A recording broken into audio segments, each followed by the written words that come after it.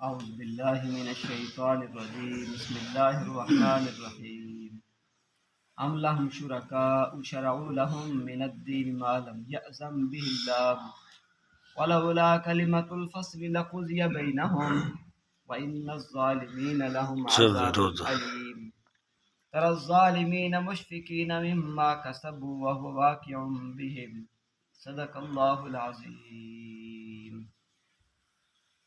ام لہ شرکاء، کیا ان کے لیے شرکاء ہیں، شرعوا لہم من الدین، کہ جنہوں نے مشروع کیا ہے ان کے لیے، ان کے واسطے دین میں سے احکامات، ما لم یأذن بہ اللہ، جس کا اللہ تعالیٰ نے حکم نہیں دیا، ولولا کلمۃ الفصل، اور اگر فیصلے کا کلمہ نہ ہوتا، لقضی بینہم، تو فیصلہ ہو چکا ہوتا ان کے درمیان، وَإِنَّ الظَّالِمِينَ لَهُمْ عَذَابٌ علیم، اور بے شک ظالموں کے لیے البتہ دردناک عذاب ہے۔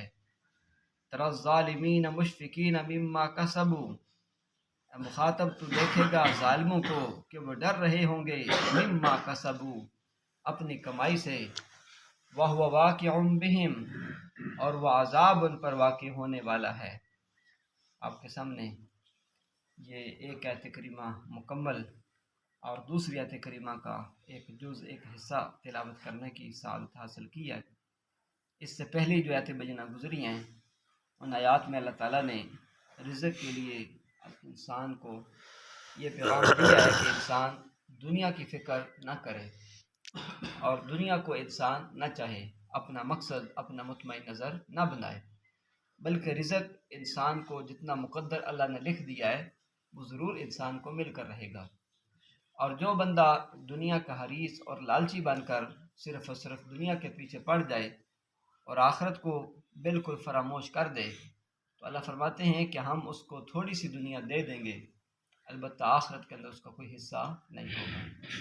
اور جو بندہ آخرت کو اپنا نصب العین بنا لیتا ہے اور اس کے لیے کوشش کرتا ہے، تو اللہ تعالیٰ نے فرمایا کہ ہم اس کو دنیا بھی دیں گے اور اس کی آخرت بھی سنوار دیں گے۔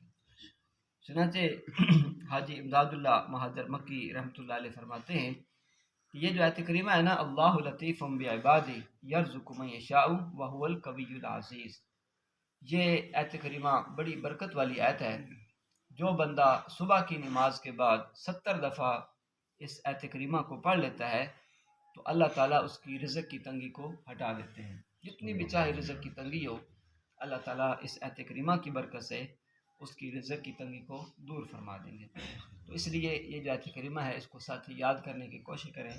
صرف اتنا ہی ہے کہ اللہ لطیف بعبادہ یرزق من یشاء وہو القوی العزیز، کہ اللہ اپنے بندوں پر مہربان ہے اور رزق دیتے ہیں جس کو وہ اللہ چاہتے ہیں، اور اللہ کیا ہے؟ قوی العزیز، بڑے قوی ہیں، طاقتور ہیں اور بڑے ہی زبردست ہیں۔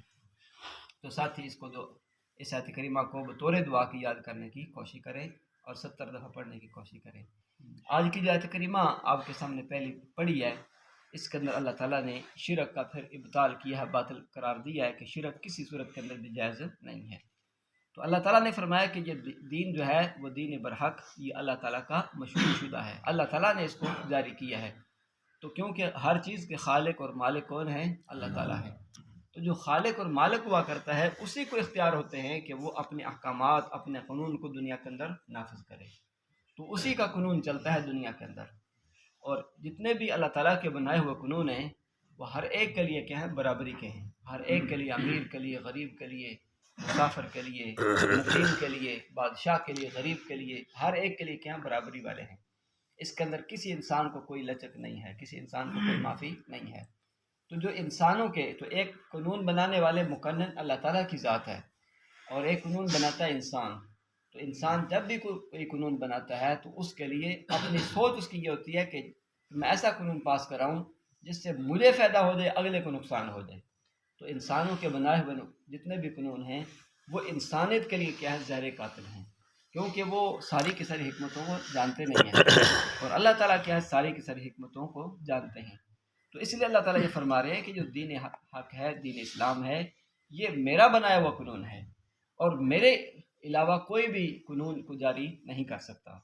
تو اب اللہ تعالیٰ یہ فرما رہے ہیں کہ ام لہم شرکا، کیا ان کے کوئی ایسے شرکا ہیں، یہ جو مشرکین مکہ کہتے ہیں یا کافر دنیا کا کہتا ہے کہ جناب دین تو ہمارا ہے، باقی سب کیا ہے، بیکار ہے، باطل ہیں۔ تو اللہ تعالیٰ یہ فرما رہے ہیں کہ ام لہم شرکا، کیا ان کے کوئی شریک ہیں، شرعوا لہم، جنہوں نے مشروع کیا ہے ان کے واسطے دین، کہ ان کے لیے کوئی نیا دین جس نے کوئی مشروع کر دیا ہو، جاری کر دیا ہو، ایسا کوئی شریک تو دکھاؤ۔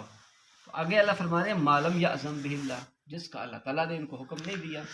تو ظاہر بات ہے کہ وہی حکم، وہی قانون پاس ہوگا جس کا حکم اللہ تعالیٰ نے خود دیا ہو، جس کے اوپر اللہ اور اللہ کے رسول صلی اللہ علیہ وسلم کی مہر لگی ہوئی ہو کہ یہ قانون جو ہے یہ اللہ تعالیٰ کا ہے اور اللہ کے رسول صلی اللہ علیہ وسلم کا ہے، تو وہ قانون جو ہے پاس ہے دنیا کے اندر۔ تو جو قانون اللہ تعالیٰ اور اللہ کے رسول صلی اللہ علیہ وسلم کے حکم کے خلاف ورزی کے اندر ہے تو وہ قانون ہی نہیں ہے، تو ہم اس کو قانون ہی نہیں مانتے۔ جب وہ قانون کو ہم قانون ہی نہیں مانتے تو وہ دنیا کے اندر نافذ ہونے کی بھی قابل نہیں ہے۔ تو اس لیے جو کہا نا لفظ کہ رب کی دھرتی، رب کا نظام، یہ کوئی غلط نعرہ نہیں ہے، یہ حقیقت ہے۔ جب نظام سارا اللہ تعالیٰ کا، جب مالک اللہ تعالیٰ ہے، جب دھرتی اس کی ہے، زمین اس کی ہے، مخلوق اس کی ہے، تو پھر نظام بھی کس کا ہے؟ اللہ تعالیٰ کی ذات کا۔ اللہ کے علاوہ کسی کا نظام نہیں چل سکتا دنیا کے اندر۔ جب بھی بندے جو ہیں اللہ کے قانون کو چھوڑ دیں گے، اللہ کے رسول صلی اللہ علیہ وسلم کے قانون کو چھوڑیں گے، اپنے بنائے ہوئے یا انسانیت کے بنائے ہوئے یا انگریزوں کے بنائے ہوئے قانون کے اوپر چلیں گے، تو پھر کیا ہوں گے؟ ذلیل و خوار ہوں گے، بدامنی دنیا کے اندر آئے گی۔ اور دنیا کے اندر جتنی بھی بدامنی ہے، فساد ہے، قتل و غارت ہے، اس کی وجہ کیا ہے کہ انسان نے اللہ کا بنایا ہوا قانون چھوڑ دیا، بندوں کے بنائے ہوئے قانون کے اوپر چلنا شروع کر دیا، انگریزوں کے بنائے ہوئے قانون کے اوپر چلنا شروع کر دیا، یہود و نصارہ کے بنائے ہوئے قانون کے اوپر چلنا شروع کر دیا۔ تو اسی لیے اللہ فرما رہے ہیں کہ ام لہم شرکا، کیا ان کے کوئی ایسے شریک ہے، شرعوا لہم، کہ جنہوں نے مشروع کیا ہے ان کے واسطے، من الدین، کوئی نیا دین کو ان کے لیے مشروع کر دیا ہے، ما لم یعظم بہ اللہ، جس کا اللہ تعالیٰ نے اجازت ہی نہیں دی، اللہ نے اس کا حکم ہی نہیں دیا۔ آگے اللہ فرماتے ہیں یہ کتنا بڑا جرم انہوں نے کیا ہے کہ جناب اللہ کے قانون کو چھوڑ کر اپنے قانون بنانے شروع کر دیے۔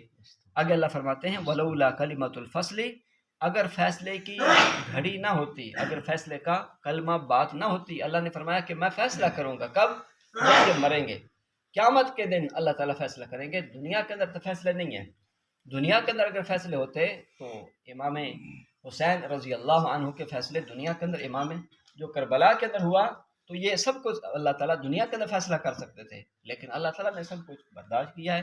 اللہ تعالیٰ نے دنیا کو دکھا دیا ہے کہ حق والا جو ہوتا ہے وہ کبھی بھی باطل کے آگے جھکتا نہیں۔ تو اب مسئلہ کیا ہے؟ تو دنیا جو ہے یہ انصاف کی جگہ نہیں ہے، یہاں پر اللہ تعالیٰ نے صرف اور صرف دنیا کو آزاد کیا ہوا ہے، تو اصل جو فیصلہ ہوگا وہ کہاں پر ہوگا؟ آخرت کے اندر ہوگا۔ تو اللہ فرما رہے ہیں ولولا کلمۃ الفصل، اگر فیصلے کی گھڑی نہ ہوتی، فیصلے کا کلمہ جاری نہ ہوا ہوتا کہ اللہ فرماتے ہیں میں فیصلہ کب کروں گا؟ مرنے کے بعد کروں گا، تو پھر کیا ہوتا؟ لقضی بینہم، تو اللہ دنیا کے اندر ہی فیصلہ کر دیتا۔ تو دنیا کے اندر جو ہے یہ جزا سزا کی جگہ نہیں ہے، جزا سزا کی جگہ اللہ تعالیٰ نے کہاں بنائی ہے؟ آخرت۔ آخرت کے اندر اللہ تعالیٰ جزا دیں گے، سزا دیں گے۔ تو دنیا کے اندر جو قاتل ہے وہ تو سر عام پھرتا ہے، اور جو بیچارہ مظلوم ہے وہ مار کھاتے پھرتا ہے، در در کے ٹھوکریں کہتا ہے، اس کو انصاف نہیں ملتا۔